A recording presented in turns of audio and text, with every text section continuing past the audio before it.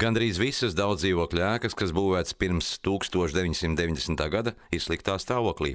Tām nepieciešama kompleksa renovācija. Bet kā to veikt un kā visu apmaksāt? Tā bieži vien cilvēkiem ir lielākā problēma. Nīderlandes un Latvijas eksperti kopā ir izstrādājuši jaunu metodi, ar kuras palīdzību tā sauktais ESCO uzņēmums sedz visas investīcijas un uzņemas atbildību par paveikto. ESCO uzņēmums atgūst savas investīcijas no siltumenerģijas, ko tas ietaupīs nākotnē. Šodien mēs par šo koncepciju sarunājamies ar Nīderlandes vēstnieku Latvijā, viņa ekscelenci Jurjanu Krāka kungu. Vēstnieka kungs, vai jūs varētu mums pastāstīt, kāpēc Nīderlanda ir ieinteresēta mājokļu renovācijas procesos Latvijā? Mēs visi zinām, ka enerģijas patēriņš ir jāsamazina un ka to var izdarīt būvējot jaunas, ļoti energoefektīvas ēkas. Bet pastāv vēl viena metode, kā to izdarīt – pareizā veidā apsaimniekojot ēkas. Nīderlandē mēs esam uzkrājuši ļoti bagātīgu pieredzi enerģijas taupīšanā un mājokļu būvniecībā cilvēkiem ar vidējiem ienākumiem. Tāpēc mēs vēlamies dalīties šajā pieredzē ar cilvēkiem Latvijā, piemēram, arī ar jums. Kā Nīderlandes valdība un tās iedzīvotāji atbalsta renovācijas iniciatīvas Latvijā? Pirmkārt, jau notiek ideju un pieredzes apmaiņa starp enerģētikas sektoriem Nīderlandē un Latvijā. Otrakārt, vēlos pieminēt to, ka Nīderlandes valdība no Latvijas ir nopirkusi CO2 emisijas tiesības. Tas ir diezgan sarežģīti. Bet šīs tirdzniecības rezultātā ir izveidota tā saucamā zaļo investīciju schēma, kas starp citām lietām finansē arī enerģijas taupīšanas pasākums dzīvojamās ēkās. Un vēl viena metode, kuru es vēlos pieminēt, piedāvā uzņēmums Renesco.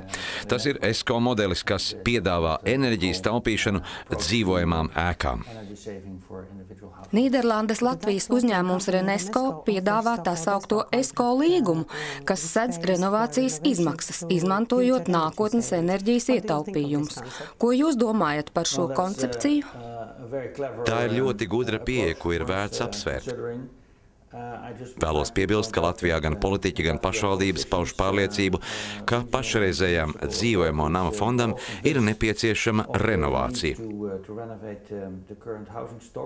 Arī Eiropas komisija tam piekrīt. Mēs visi saprotam, ka tam ir vajadzīga liela nauda.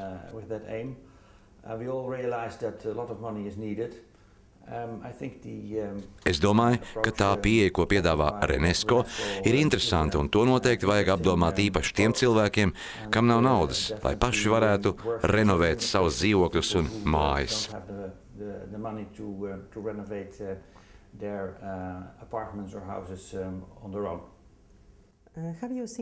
Vai jūs esat redzējis kādu no Renesco pabeigtajiem renovācijas projektiem Latvijā? Protams, man bija tas gods būt klāt renovācijas projekta atklāšanā Valmierā. Un man jāsaka, ka atšķirības starp renovētajām un vecajām nerenovētajām mājām ir tiešām pārsteidzošas, tāpēc Renesco piedāvājumu tiešām ir vērts uzklausīt.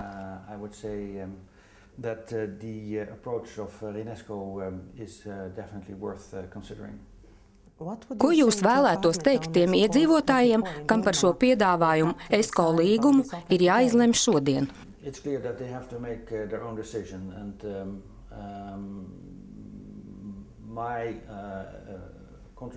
Ir skaidrs, ka viņiem ir jāpieņem lēmums.